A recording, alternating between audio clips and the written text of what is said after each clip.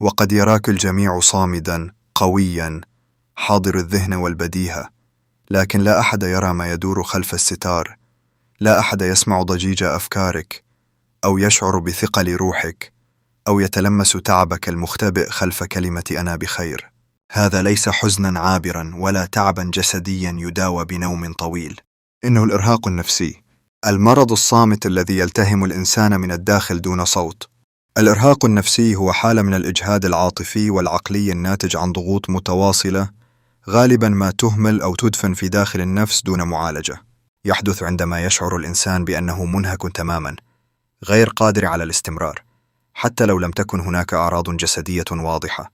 قد يؤدي هذا النوع من الإرهاق إلى تراجع الطاقة وتبلد المشاعر والشعور بالعجز والانسحاب من الحياة الاجتماعية، وقد يتفاقم إلى ما هو أخطر من ذلك إن لم يعالج في الوقت المناسب. الإرهاق لا يأتي فجأة، بل يتسلل بخفة.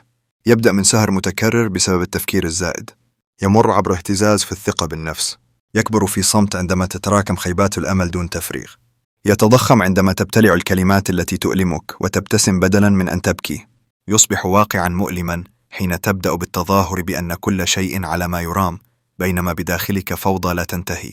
الشعور الدائم بالتعب، حتى إن نمت لساعات طويلة تظل تشعر بأنك مرهق. فقدان الحافز، تنطفئ الرغبة في العمل، الإنجاز أو حتى ممارسة الهوايات. تقلبات مزاجية حادة، تنفجر في وجه من تحب بلا سبب واضح. الانسحاب الاجتماعي، تفضل العزلة وتتهرب من اللقاءات. ضعف التركيز، يصعب عليك متابعة كتاب أو حتى محادثة قصيرة. النوم المضطرب، إما أرق متواصل أو نوم طويل دون راحة. ألم جسدي غير مبرر، صداع متكرر، آلام في العضلات، تعب دائم. الإحساس بعدم الجدوى، كأن كل ما تفعله لا معنى له. قد يظن البعض أن الإرهاق النفسي ناتج فقط عن ضغط العمل، لكن الحقيقة أكثر تعقيداً. أحياناً هو تراكم جروح قديمة لم تداوى، هو محاولة إرضاء الجميع على حساب نفسك، هو الإحساس المستمر بأنك مطالب بالقوة حتى وأنت تذوب، هو الخوف من الانهيار لأنك الدعامة التي يتكئ عليها الآخرون. لماذا لا يؤخذ الإرهاق النفسي بجدية؟ نشجع على كتم المشاعر ونلام إن بكينا، ونتهم بالضعف إن اعترفنا بأننا منهكون، بينما الحقيقة أن الاعتراف بالتعب النفسي هو أول خطوات القوة. كيف تتعامل مع الإرهاق النفسي؟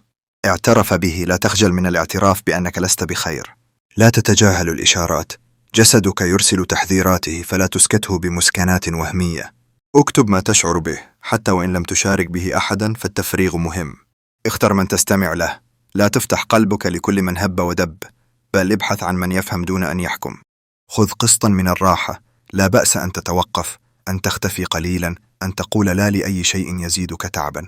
مارس التأمل أو الرياضة حتى لو دقائق يومية، ستحقق فارقا. اطلب المساعدة، اللجوء إلى مختص نفسي ليس ضعفا بل شجاعة. أعد ترتيب حياتك، قلل من العلاقات المستنزفة والمواقف السامة والروتين القاتل.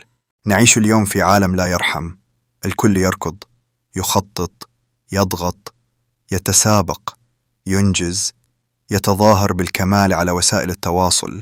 في وسط هذا الزحام تترك الأرواح وحيدة، منهكة، متعبة من التظاهر، مرهقة من المقارنات، مكسورة من السباق الذي لا نهاية له.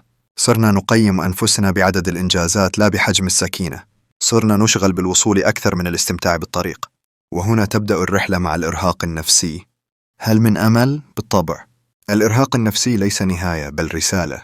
هو بمثابة إنذار يطرق بابك ليقول توقف، هناك شيء خطأ، أصلحه. وقد يكون هذا الإرهاق هو بداية التغيير، بداية إعادة ترتيب أولوياتك، بداية الاستماع لصوتك الداخلي الذي لطالما تجاهلته. في النهاية لا تنتظر حتى ينهار الجسد كي تلتفت لما تعانيه الروح.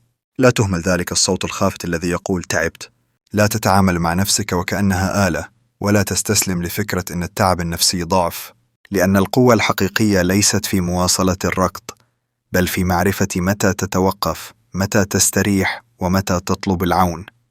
ولا تنسى، من حقك أن تتعب، من حقك أن تبكي، من حقك أن ترهق، ولكن ليس من حق أحد ولا حتى نفسك أن تستهين بهذا.